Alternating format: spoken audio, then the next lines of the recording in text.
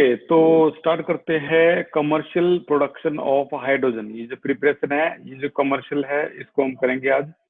और यहाँ पे कमर्शियल प्रोडक्शन ऑफ हाइड्रोजन में लास्ट टाइम मैंने बताया था 99.95% जो डाई हाइड्रोजन है वो ऑब्टेन होती है electrolysis of warm aqueous barium hydroxide. तो जो अंडरलाइन है वो यहाँ जरूर कर लेना, बेरियम हाइड्रोक्साइड इस पे। ठीक है, ये ऑप्शन में भी आए हुए थे नीट वगैरह में। ठीक है, और बाकी तो ये सारा खत्म हो गया था। सिन गैस खत्म हो गई थी और कोल गैसिफिकेशन जो था वो भी खत्म हो गया था। और वाटर गैस शिफ्ट रिएक्शन, ये इस पे भी शॉर्ट नोट जो था वो खत्म हो गया था, बंद कर दियो।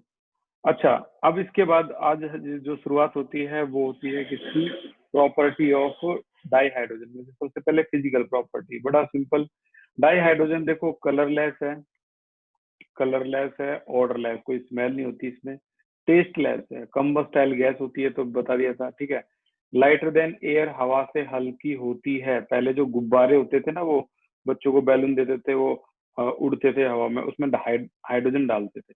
लेकिन कम्बस्टाइल नेचर होने की वजह से वो बंद कर दिए गए। अब वो हाइड्रोजन वाले बैलून नहीं मिलते। ठीक है, अच्छा, अगर मैं केमिकल प्रॉपर्टी की बात करूं तो डाई हाइड्रोजन एक कमाल की गैस है, जिसमें आप देखोगे कि इसको, ये पोर्शन देखो, दो एच बॉन्ड डिसोसिएशन एंथैल्पी, यानी इसको तोड़ने के लिए जो बॉन्ड डिसोसिएशन एंथैल्पी लगती है वो जितनी भी पीरियोडिक टेबल में एलिमेंट हैं उसमें सबसे ज्यादा एनर्जी लगती है। यानी इसका सिंगल बॉन्ड जो है ना हाइड्रोजन का, सिंगल बॉन्ड, सिंगल बॉन्ड में अगर कोई भी एलिमेंट आ जाए, अब आप ये मत बोलना कि नाइट्रोजन है ये ट्रिपल बॉन्ड है तो इसमें ज्यादा लगती है। ये हाइड्रोजन कह रहा है सिंगल में कोई भी आ जाओ, नाइट्रोजन का अगर हम सिंगल बॉन्ड को कंपेयर करेंगे तो ये हाइड्रोजन की सबसे ज्यादा क्या होती है, बॉन्ड डिसोसिएशन एंथैल्पी होती है पूरी पीरियोडिक टेबल में। अच्छा, it is because of this factor, इस फैक्टर की वजह से ही the dissociation of di hydrogen into its atom, अगर आप इसको तोड़ना चाह रहे हो इनटू इट्स एटम, तो ये सिर्फ इतना परसेंट टूटता है। अगर आप 2000 केल्विन का टेम्परेचर इसको देते हो तो 2000 केल्विन में ये इतना परसेंट टूटेगा बस। और ये अगर 95.5% तोड़ना है, अगर मान लो गैस ले रखी है आपको और उसमें 95.5% तोड़ना है तो 5000 केल्विन तक का टेम्परेचर चाहिए। अब याद रखना, तोड़ने के लिए जब इतना टेम्परेचर लग रहा है तो उसको जब जोड़ेंगे हम, ठीक है ना, जब इसको जोड़ेंगे, ज्वाइन करेंगे, बॉन्ड बनाएंगे, तो इतना ही टेम्परेचर क्या, इतनी ही हीट क्या ये रिलीज कर देगा। इसीलिए जो वेल्डिंग होती है ना, वेल्डिंग, वहां पर बड़े बड़े जो लोहे के जैसे गाटर देखे होंगे आपने, बड़े बड़े लोहे के जो इक्विपमेंट हैं उनको ये ऐसे काट देता है, क्या नाम है, वेल्डिंग जो आपने देखी होगी, जैसे आप नाइफ से बटर को काटते हो, बहुत आसानी से इसको काट देगा। ये इतना टेम्परेचर प्रोड्यूस भी करेगा और इतना टेम्परेचर रिक्वायर भी करेगा तोड़ने के लिए। ठीक है, अब यहाँ पर इसके बारे में कुछ बातें हैं, जैसे इट अकम्प्लिश द रिएक्शन, ये लॉस भी कर सकता है अपना इलेक्ट्रॉन, ये गेन भी कर सकता है इलेक्ट्रॉन, और एच नेगेटिव बन जाएगा, लॉस कर देगा तो एच पॉजिटिव, और ये शेयर भी कर सकता है। ठीक है ना, और ये सिंगल कोवलेंट बॉन्ड भी बनाता है, जैसे HCl, HCl एक सिंगल कोवलेंट बॉन्ड है।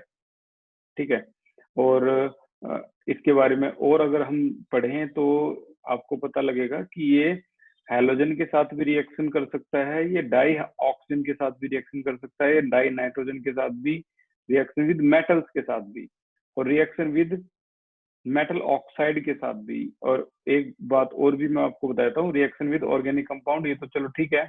ये हाइड्रोजन एक ऐसा एलिमेंट है जो पूरी पीरियोडिक टेबल में किसी भी एलिमेंट के साथ रिएक्शन कर सकता है। कमाल की बात देखो, पूरी पीरियोडिक टेबल में ये S block, P block, D block, F block में से किसी भी एलिमेंट के साथ क्या कर सकता है, रिएक्शन कर सकता है।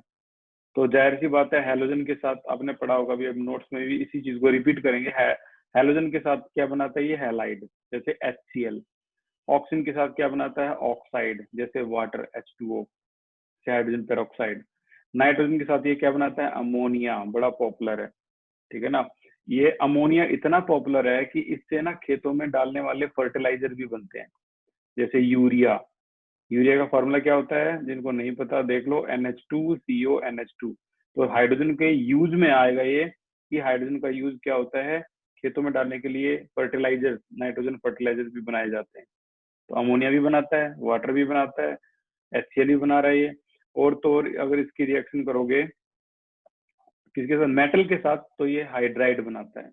जैसे आपने जरूर सुना होगा इसके बारे में, सोडियम हाइड्राइड, ठीक है ना। सोडियम हाइड्राइड भी बना रहा है, और अमोनिया भी बना रहा है, और वाटर भी बना रहा है, और ये हैलाइड भी बना रहा है। अच्छा, reaction with metal ion and metal oxide. अब मेटल ऑक्साइड के साथ ये ना इस तरीके से, जैसे अगर आप हाइड्रोजन को देखोगे तो यहाँ पर हाइड्रोजन जो है वो ऑक्साइड से क्या मेटल को एक्सट्रैक्ट करने के काम आ रहा है। मतलब देखो, ऑक्साइड था, उसमें से मेटल को बाहर निकाल दिया।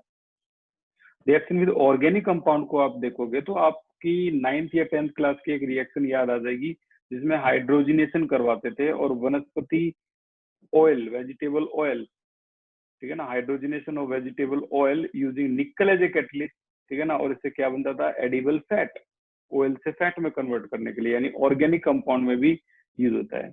एक होता है ओलिफिन और एक होता है पैराफिन। तो ओलिफिन याद रखना, ओलिफिन बोलते हैं डबल या ट्रिपल बॉन्ड को, और पैराफिन क्या होता है, सिंगल बॉन्ड। ठीक है, दो होते हैं ये, दोनों को लिख रहा हूं मैं। एक होता है ओलिफिन और एक होता है पैराफिन। तो ओलिफिन में कौन कौन से आते हैं, डबल और ट्रिपल बॉन्ड, और पैराफिन में कौन से आते हैं, जस्ट सिंगल बॉन्ड। ठीक है। अच्छा, तो ये इसकी केमिकल प्रॉपर्टी के बारे में बात होगी है। अब इसके यूज भी देख लो, फिर उसके बाद हम नोट्स में आ रहे हैं। यूज ऑफ डाई हाइड्रोजन, इसका यूज कहाँ पे होता है, देखो अभी भी बताया मैंने, फर्टिलाइजर, खेतों में डालने के लिए नाइट्रोजिनस फर्टिलाइजर बनाने के काम आता है, और ये तो है ही पॉपुलर, सिंथेसिस ऑफ अमोनिया। इसके अलावा यूज कहाँ होता है, इसे वेजिटेबल ऑयल में अभी अपने ऊपर पड़ा, ठीक है ना, यहाँ भी यूज करते हैं, मैन्युफैक्चरिंग ऑफ वनस्पति फैट फ्रॉम वेजिटेबल ऑयल, तो यहाँ भी यूज होगा। और कहाँ पे इसका इस्तेमाल हो सकता है, मैन्युफैक्चरिंग ऑफ मीथेनॉल में भी इसका यूज होता है। ठीक है, इसी वजह से इसको क्या बोलते हैं, सिंथेसिस गैस, ये भी हम पढ़ चुके हैं, सिंथेसिस गैस, मीथेनॉल की वजह से। तो ये मीथेनॉल बनाने के लिए भी इस्तेमाल होता है। और कहाँ कहाँ यूज हो सकता है ये, widely use in metal hydride में जो आने वाले हैं, ठीक है ना, use it is use for the preparation of hydrogen chloride बनाने के लिए भी, और हाईली यूजफुल केमिकल बनाने के लिए भी इस्तेमाल होता है।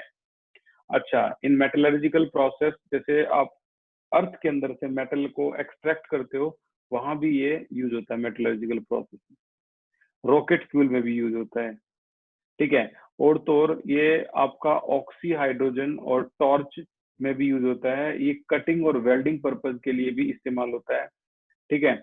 और डाई हाइड्रोजन का है जो यूज है, तो ये आपका कटिंग और वेल्डिंग में क्यों इस्तेमाल होता है, क्योंकि ये जनरेट कर सकता है वेल्डिंग के लिए कितना टेम्परेचर, अभी अभी थोड़ी देर पहले डिस्कस किया था, तो 4000 5000 केल्विन तक का टेम्परेचर भी ये जनरेट कर सकता है, ठीक है।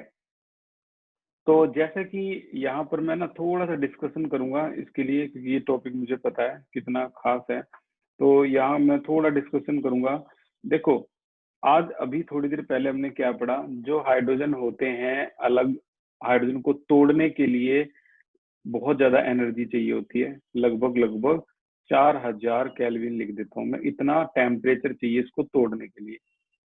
तो क्यों ना, और इस बात को मैं उल्टा करके लिखूं, जैसे हाइड्रोजन को जोड़ने के लिए कितना चाहिए, अगर मान लो आप हाइड्रोजन का बॉन्ड बनाना चाह रहे हो, तो आपको इतना ही टेम्परेचर, आप बना लो, बन जाएगा, लेकिन आपको इतना ही टेम्परेचर अब क्या करवाना पड़ेगा, रिलीज, रिलीज करवाना पड़ेगा, इतना ही टेम्परेचर। जोड़ोगे तो ये रिलीज होगा, और तोड़ोगे तो रिक्वायर होगा।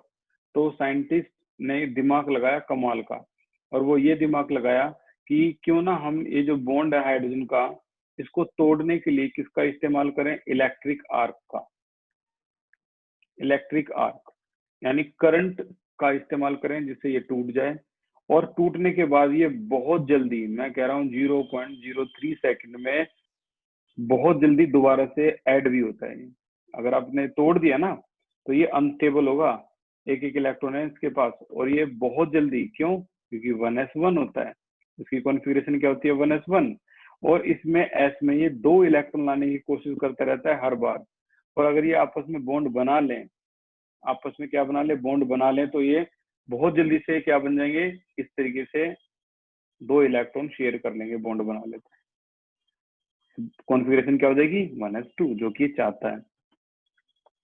अब ये दोनों बॉन्ड बनाने की सोचेंगे, जब ये बॉन्ड बनाएंगे तो आपको पता है बॉन्ड तो बन जाएगा, लेकिन एनर्जी क्या होगी? रिलीज। और कितनी?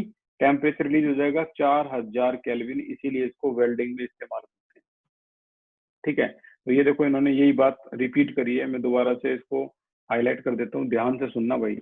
एटॉमिक हाइड्रोजन, ये आपका रीजनिंग क्वेश्चन भी आएगा जो हम लिखेंगे। Atomic hydrogen and oxy hydrogen torch and used for cutting and welding purpose. Atomic hydrogen atom produced by dissociation of dihydrogen with the help of किससे? atomic electric arc से इसको तोड़ लेते हैं और फिर अलाउ करते हैं इसको रिकम्बाइन होने के लिए।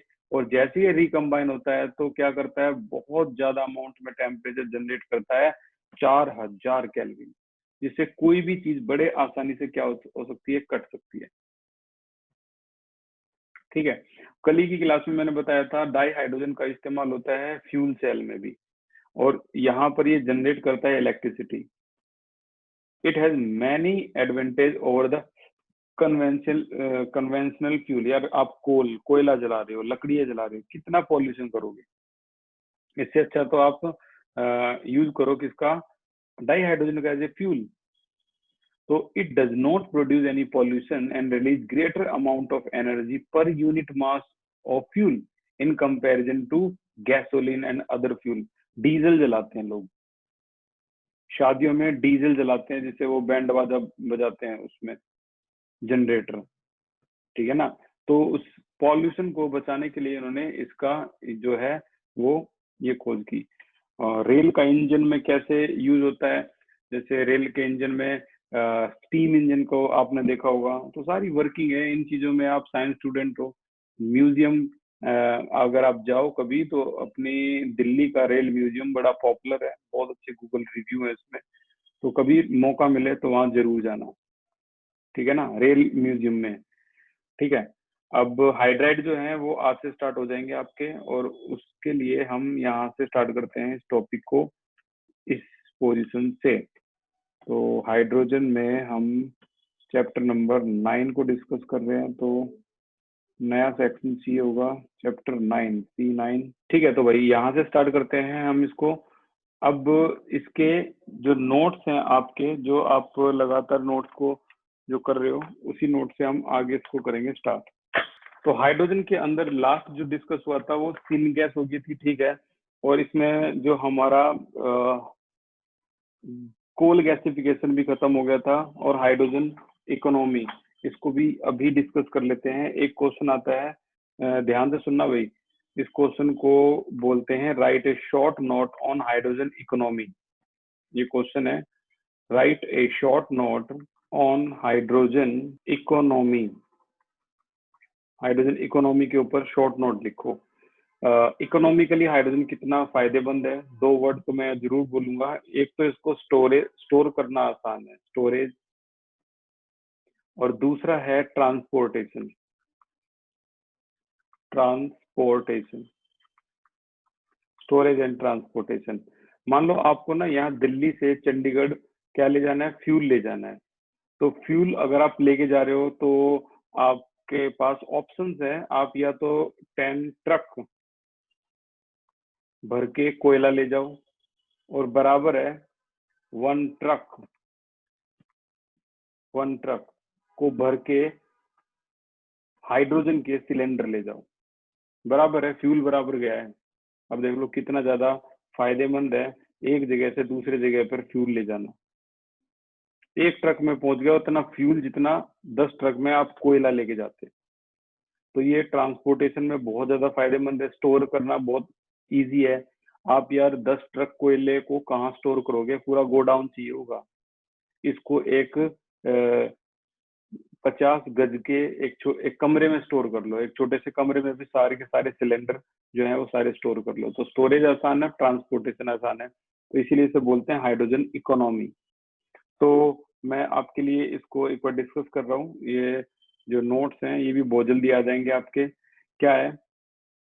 The basic principle of hydrogen economy is storage and transportation of energy. Storage और transportation of energy in the form of liquid और गैस फेज, दोनों में। डाई हाइड्रोजन जो है वो hydrogen advantage of hydrogen economy क्या है? Energy is transmitted in the form of di hydrogen gas, not in electric power. ठीक है ना? अब इलेक्ट्रिसिटी भी अगर कहीं पहुंचानी हो, यार इतनी सारी इलेक्ट्रिसिटी की जरूरत है चंडीगढ़ में मान लो, और वो दिल्ली से ले जानी है, तो आप हाइड्रोजन को पहुंचा दोगे ना, तो ये लगा लो वो टरबाइन घुमाने के लिए फ्यूल पहुंच गया, एनर्जी पहुंच गई। तो मेन जो है वो है स्टोरेज और ट्रांसपोर्टेशन। बाकी नोट्स हैंड रेज करो जल्दी से कि आपको इस चैप्टर के नोट्स और असाइनमेंट मिले या नहीं मिले व्हाट्सएप पे। निखिल बताइए। भैया नहीं मिले अभी। हाइड्रोजन के नोट्स और असाइनमेंट नहीं मिले ना? नहीं भैया। ठीक है ठीक है ठीक है। तो आज इसके नोट्स और असाइनमेंट दोनों आपके पास पहुंच जाएंगे। इनको अच्छी तरह से देखना और यूज करना एक बार। अच्छा, अब हम अगले क्वेश्चन को डिस्कस कर लेते हैं, और वो क्वेश्चन है write a short note on fuel cell, जो आज डिस्कस हुआ था। Write a short note on fuel cell. अब फ्यूल सेल में हाइड्रोजन का यूज क्यों है? Dihydrogen is use in fuel cell for generating electrical energy. ठीक है ना? Fuel cell generating electric, it has many advantage over conventional fuel. Conventional fossil fuel जो pollution करते हैं, it does not cause any pollution and release more energy per unit mass of fuel in comparison to gasoline and other fuel. अगर आप देखो ध्यान से, ये वही चीज डिस्कस कर रहा है जो अभी थोड़ी देर पहले हमने ये करा है। ये देखो, ये पूरा शॉर्ट नोट यहाँ से बनाया गया है। तो आपके जो नोट्स हैं उसमें आप देखना, सारा शॉर्ट नोट यहाँ से बनाया गया है। ठीक है? और जैसे ही सिलेबस थोड़ा सा कवर होगा तो हम एमटीजी भी स्टार्ट कर देंगे करने की। ठीक है? तो डाई हाइड्रोजन इज, वैसे तो 8 चैप्टर खत्म ही हो जाएंगे इसके, इस चैप्टर के बाद। Dihydrogen is used in fuel cell for generating electric energy, it has many advantage. Advantage देखो, conventional fuel cell and electric power, it does not produce any pollution and release greater amount of energy per unit mass of fuel in comparison to gasoline and other fuel। Gasoline जो है वो alcohol से बनता है, alcohol से diesel, petrol और gasoline बनता है। ठीक है ना? तो गैसोलीन जो याद रखना वो अल्कोहल से बनेगा। अच्छा, अब हम चलते हैं अगले टॉपिक पे, और आज के सबसे खास टॉपिक पे। अब केमिकल जो प्रॉपर्टी थी वो किसकी थी? हाइड्रोजन की, वो हमने खत्म कर दी है। ठीक है? हाइड्रोजन की केमिकल प्रॉपर्टी एक बार जो नए स्टूडेंट हैं जल्दी से डिस्कस कर देता हूं मैं। Chemical property of di hydrogen. अब इसमें पहली जो प्रॉपर्टी है वो ये है, नंबर 1, पहली प्रॉपर्टी, हाइड्रोजन को अगर आप रिएक्ट करोगे किसके साथ? हाइड्रोजन को अगर रिएक्ट करोगे अगर आप हैलाइड के साथ, तो ये हाइड्रोजन हैलाइड बनाता है। अगर हाइड्रोजन को रिएक्ट करोगे नाइट्रोजन के साथ, रेज योर हैंड, ये क्या बनाएगा? Raise your hand. नाइट्रोजन के साथ क्या बनाएगा? क्या बात है, लक्ष्य बताइए। भैया अमोनिया। अमोनिया। कोई बता सकता है ये पॉपुलर रिएक्शन कौन सी होती है? इस पॉपुलर रिएक्शन क्या कहेंगे? बैलेंसिंग में अभी नहीं कर रहा। The popular reaction is known as Shashank. Haber process. Haber process, इसे बोलते हैं हैबर प्रोसेस। बैलेंस करेंगे तो 2, ये तो ठीक है, और ये 3 बैलेंस होगी। तो ये हाइड्रोजन से अमोनिया की प्रोडक्शन केमिकल प्रॉपर्टी में। और हाइड्रोजन देखो मेटल के साथ रिएक्ट कर सकती है। मेटल ये रहा, सोडियम तो हाईली इलेक्ट्रोपॉजिटिव मेटल है, तो 2 NaH यानी हाइड्राइड भी बनाता है। हाइड्राइड भी, अमोनिया भी, HCl भी। और अगर इसकी प्रॉपर्टी देखोगे तो ये ऑक्सीजन के साथ रिएक्ट करके क्या बनाता है, H2O। क्या कोई बता सकता है ऑक्सीजन के साथ रिएक्ट करके ये एक चीज और भी बनाता है, वो क्या है? ऑक्सीजन के साथ करके H2O बन सकता है, एक चीज और भी बन सकती है, उसका नाम क्या है? नितेश बताइए। भैया hydrogen peroxide. Peroxide, hydrogen peroxide. जो बालों में ब्लीच करते हैं ना, उसमें हाइड्रोजन पेरोक्साइड का यूज किया जाता है, ठीक है ना। बालों में ब्लीच जो करते हैं, hydrogen peroxide to be used. Number 5, hydrogen जो है वो इन सभी से रिएक्ट तो करता ही करता है, ये हाइड्रोजिनेशन में भी बड़ा इस्तेमाल होता है। ऑक्सीजन भी हो गया, नाइट्रोजन ये भी हो गया। जो हाइड्रोजिनेशन आपने पढ़ा होगा क्या, CH2 डबल बॉन्ड CH2 में hydrogenation in the presence of nickel as a catalyst.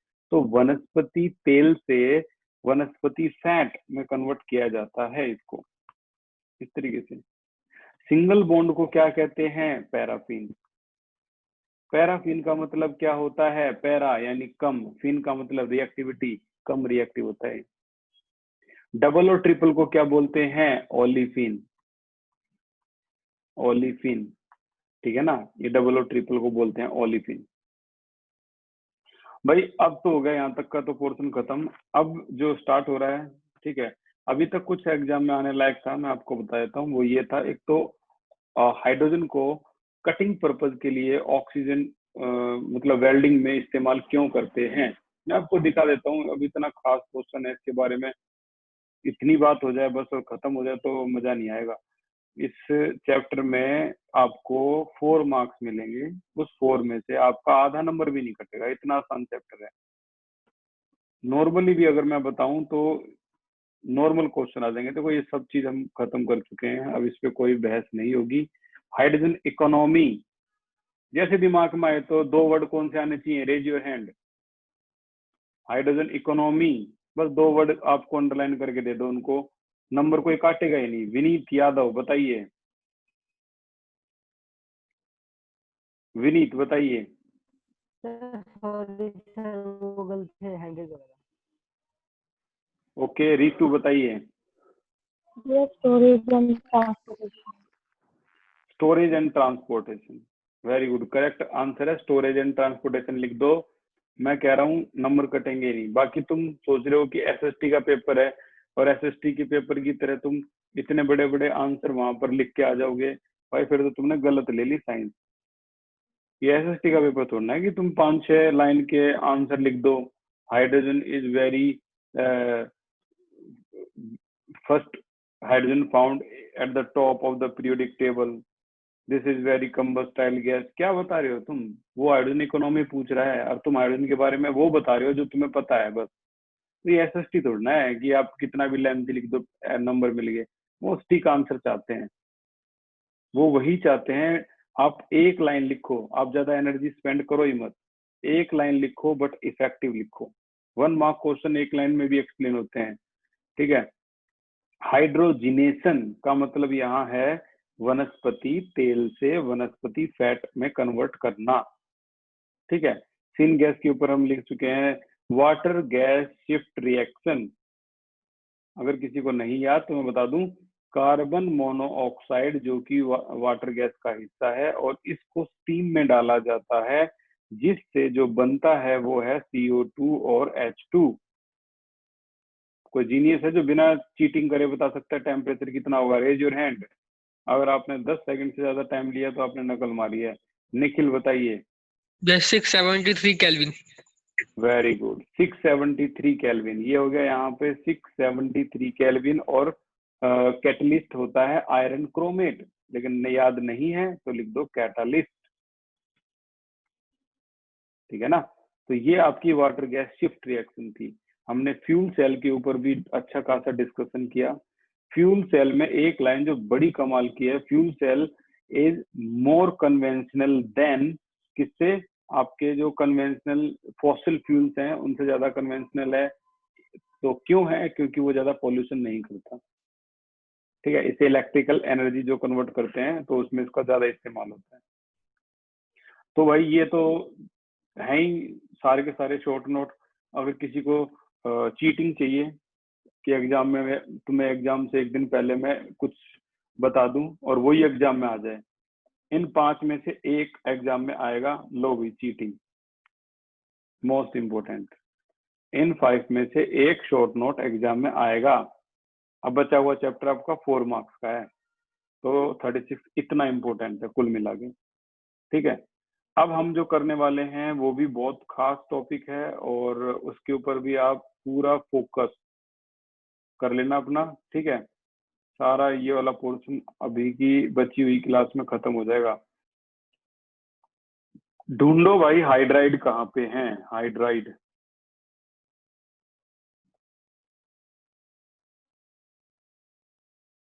ये देखो, ये सारा का सारा पोर्शन आपका हाइड्राइड ने घेरा हुआ है।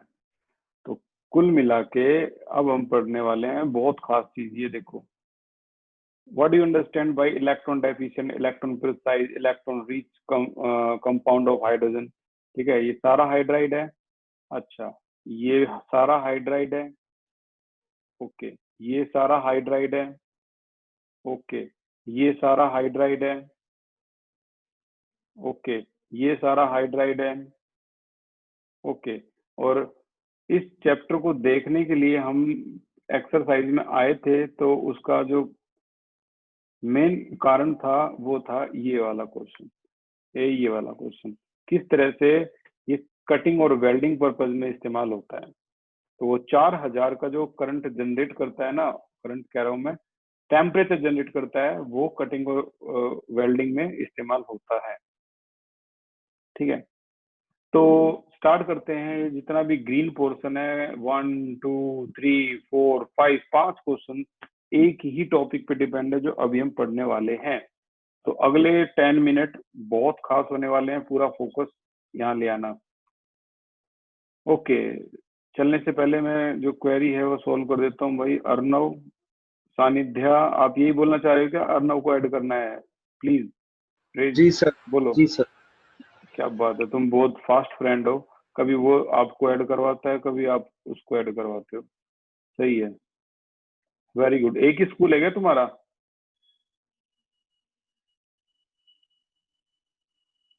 अर्नव, आपका और सानिध्य का एक ही स्कूल है? Yes sir. अच्छा, कौन सा स्कूल है आपका? डीपीएस सोनीपत। ये जीडी कौन का? ठीक है ठीक है ठीक है सर डीपीएस सोनी।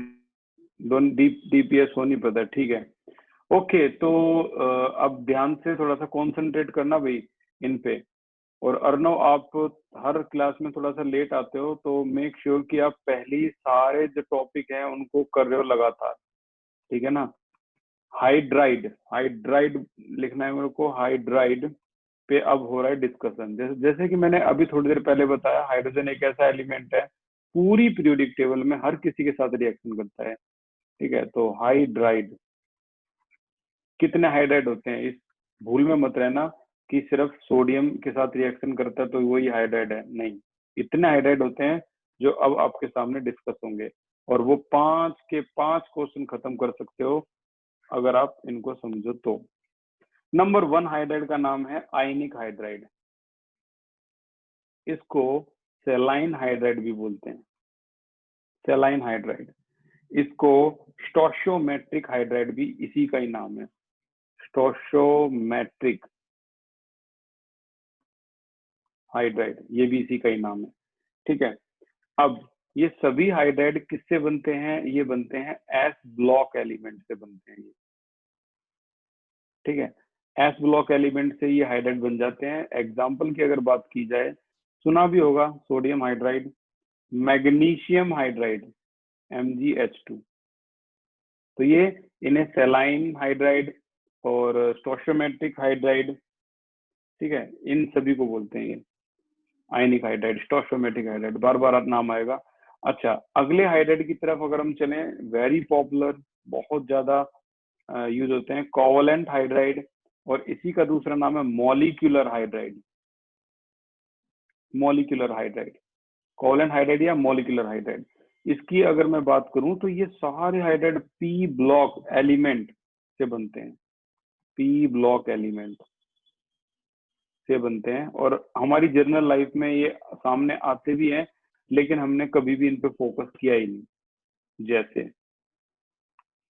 कोई भी पी ब्लॉक एलिमेंट उठा के देखो, 13 ग्रुप उठाओगे, बहादुर अली ALH, ठीक है ना, ALH3, बहादुर अली गया इन तमिल, बहादुर अली गया इन तमिल, B2H6, कौन नहीं जानता यार इसको, डाइबोरेन आ जाएगा, अभी आ जाएगा, पी ब्लॉक एलिमेंट में चैप्टर है आपका डाइबोरेन।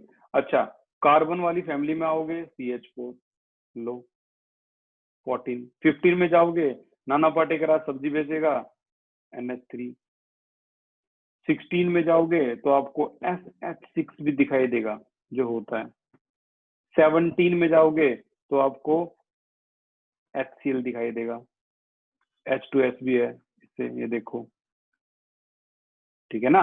और तो और नोबल गैस में जाओगे तो जीनोन हाइड्राइड बनाता है, नहीं, नोबल गैस का कोई भी कंपाउंड नॉन नहीं है, पी ब्लॉक के इतने ही है सारे। तो कुल मिला के अगर ये पी ब्लॉक के साथ रिएक्ट करता है तो हम इसको बोलते हैं क्या, हम इसको बोलते हैं कोवलेंट हाइड्राइड। और हाइड्रोजन की विशेषता, भाई अगर ये D एंड F से रिलेट करता है तो इसे मेटलिक हाइड्राइड बोलते हैं, मेटलिक हाइड्राइड भी बोलते हैं, और इसी का नाम है नॉन स्टोशियोमेट्रिक, नॉन स्टोशियोमेट्रिक। ये किससे बनते हैं, ये बनते हैं भाई D and F block element से बनाए जाते हैं। और इसके एग्जाम्पल की अगर बात करें तो कई तो जनरल आपने सुने भी होंगे, कोई नए भी होंगे आपके लिए। तो लैंथेनम H2.87 पॉइंट है ये, अभी सुन लो फिर मैं बताता हूँ। तो यटरबियम H2.55, और ये क्यों आते हैं और कैसे आते हैं, देखो नॉन स्टोशियोमेट्रिक हाइड्राइड किसे बोलते हैं, जिसमें कैटायन और एनायन का रेशियो, कैटायन और एनायन का जो रेशियो आपको दिख रहा है ना वो फिक्स नहीं होता।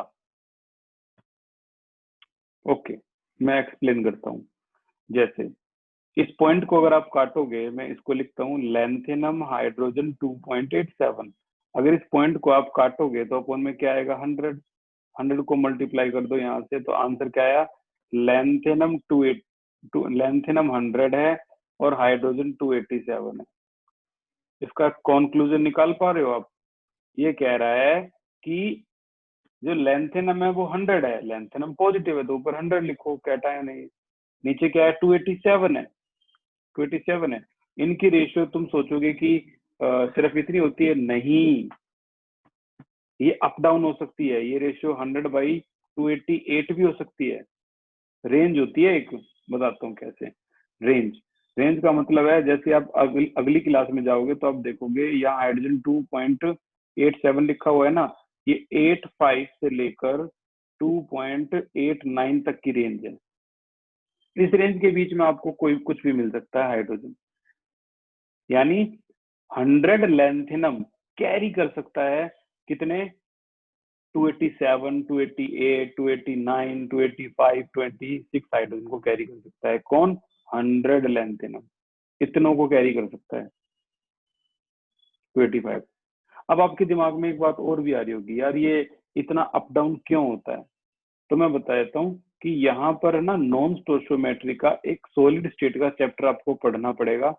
सॉलिड स्टेट जो आपकी 12th क्लास का पहला ही चैप्टर है, द सॉलिड स्टेट, उसमें वो बताते हैं कि ऐसा क्यों होता है, ये जो रेंज है वो ऐसी क्यों होती है।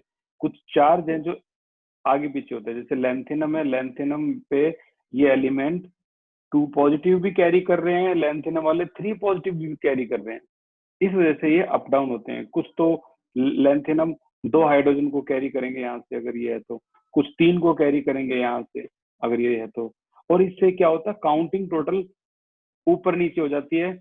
ये लैंथेनम अगर 100 है तो ये 285 भी जा रहे हैं, ठीक है ना।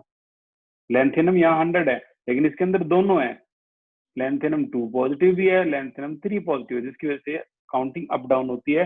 That we will study in 12th class chapter number 1 the solid state. तो कुल मिला के यहाँ देखो कैटायन एनायन की रेशियो, तुम क्या सोच रहे हो, ये रेशियो फिक्स होती है भाई, कौन सी रेशियो फिक्स होती है, नॉन स्टोइचियोमेट्री की डेफिनेशन ही बोलती है जिसमें कैटायन और एनायन की रेशियो फिक्स नहीं होती। लेकिन यहाँ आ जाओ स्टोइचियोमेट्री में, यहाँ आपको ना हमेशा रेशियो फिक्स मिलेगी। फॉर एग्जाम्पल, अगर 100 सोडियम है तो 100 ही आपको क्या मिलेंगे, हाइड्रोजन। तो बताओ कैटायन और एनायन की रेशियो क्या आई, 100/100। आंसर क्या आया, 1:1। अगर ये मान लो 100 की जगह 50 है तो ये भी 50 होंगे, ऊपर नीचे नहीं, 50/50। तो आंसर क्या आया, 1:1। This is called stoichiometry. जब रेशियो कभी भी अलग नहीं होती, चाहे कंपाउंड कैसे भी आए आपके सामने, the ratio will be represent your original formula. इसको रिप्रेजेंट करेगी ratio every time, that is called stoichiometry. तो बहुत सिंपल है। और इतना सब कुछ होने के बाद फिर आता है आपका डिटेल में पढ़ने के लिए कौन सा, कोवैलेंट हाइड्राइड, जो कि आज का हमारा लास्ट टॉपिक है।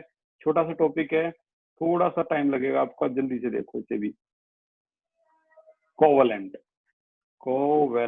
हाइड्राइड, भाई कोवैलेंट हाइड्राइड, इस पे भी क्वेश्चन थे। अगली क्लास में सोमवार को हम डिस्कस करेंगे इन क्वेश्चन को, तो अगली क्लास मिस मत करना। जो हमने आज सीखा है वो सोमवार को हम डिस्कस करेंगे। कोवैलेंट हाइड्राइड 3 तरह के होते हैं। एक को कहते हैं इलेक्ट्रॉन डेफिशिएंट हाइड्राइड, एक को कहते हैं इलेक्ट्रॉन प्रिसाइज हाइड्राइड। सबसे बड़ा क्वेश्चन इसी पे आता है और मोस्ट इंपोर्टेंट। एक होता है इलेक्ट्रॉन रिच हाइड्राइड। 3 एग्जाम्पल से समझा जा सकता है। पहला एग्जाम्पल आपका ग्रुप नंबर 13, क्योंकि कोवैलेंट हाइड्राइड किससे बनते हैं, पी ब्लॉक से। ग्रुप नंबर 13 में कौन होता है, बहादुर अली गया इन तमिल। तो इसमें बहादुर को उठा लो, BH3 ये बनाता है। सोचो क्या BH3 में जब ये बना रहा था, बोरोन के आउटर मोस्ट में कितने इलेक्ट्रॉन थे, 3। तो एक बोरोन का, एक हाइड्रोजन का, एक बोरोन का, एक हाइड्रोजन का, एक बोरोन का, एक हाइड्रोजन का, क्या ऑक्टेट कंप्लीट हो गया, आंसर है नो। इसका मतलब electron deficient hydride. Example BH3। Precise का मतलब ना कम ना ज्यादा, ग्रुप नंबर 14। जैसे college student get some problem, CH4 college. इसमें अगर आप चेक करोगे तो यू विल फाइंड कि हर कार्बन के जो 4 इलेक्ट्रॉन है, एक कार्बन का एक हाइड्रोजन, एक कार्बन एक हाइड्रोजन, एक कार्बन एक हाइड्रोजन, एक कार्बन एक hydrogen, and you will get all the 8 electrons are there, ना तो कम ना ज्यादा। तो इसे बोलते हैं प्रिसाइज, ठीक है ना कम ना ज्यादा। अब रिच की तरफ आते हैं। रिच की तरफ क्या होता है कि यहाँ पर ऑक्टेट पूरा, ऑक्टेट को छोड़ो, यहाँ पर रिच को पहचानने का एक बड़ा आसान सा तरीका बता देता हूँ मैं। रिच वो होते हैं जिसके पास ना वैलेंस इलेक्ट्रॉन बॉन्ड बनाने के बाद भी पड़े रहते हैं। जैसे अमोनिया कौन सा ग्रुप है, अब ये 15। तो जो 13, 14, 15 का लॉजिक समझ गया वो समझ जाएगा। 15 ग्रुप क्या था, नाना पाटेकरा सब्जी बेचेगा। तो नाना यानी अमोनिया NH3 को अगर आप बनाओगे तो हाइड्रोजन हाइड्रोजन हाइड्रोजन बनने के बाद भी नाइट्रोजन का एक, हाइड्रोजन का एक, नाइट्रोजन का एक, हाइड्रोजन का एक, लेकिन हाइड्रोजन के तो 5 होते हैं ना वैलेंस इलेक्ट्रॉन, 3 तो ये रहे, 4 5 ये। अब अगर आप इसको देखोगे तो यहाँ पर आपको ऑक्टेट तो पूरा मिलेगा, बट आपने ध्यान दिया हो तो मैंने शुरू में क्या कहा था, बॉन्ड बनाने के बाद भी अगर आपके पास लोन पेयर है तो इसका मतलब आप रिच हो, ठीक है। तो ये इसकी आपकी थी क्या मेन जो एक्सप्लेनेशन। डेफिनेशन की जो बात करेंगे हम अपने नोट्स में, आप देखोगे तो सारी डेफिनेशन इसी से बनी हुई है। आयनिंग क्या है, कोवैलेंट क्या है, और एग्जाम्पल क्या है, डेफिनेशन क्या है, सारी बात यही आएंगी आप घूम फिर के। ये थी आज की क्लास। उम्मीद है आपको समझ में आया होगा, आसान सा टॉपिक था। और अगली क्लास जो है उसमें हम डिस्कस करेंगे। किसी का कोई डाउट हो तो पूछो भाई, कोई डाउट। नितेश, निखिल आपने कुछ पूछा था तो रितु बताइए। भैया कोवलेंट हाइड्राइड्स में डी ब्लॉक के नहीं होते एलिमेंट? पी ब्लॉक के, ये सारे पी ब्लॉक के हैं, बस ये है कि डी ब्लॉक के नहीं होते हैं। नहीं, डी ब्लॉक के नहीं होते हैं। नितेश पूछिए।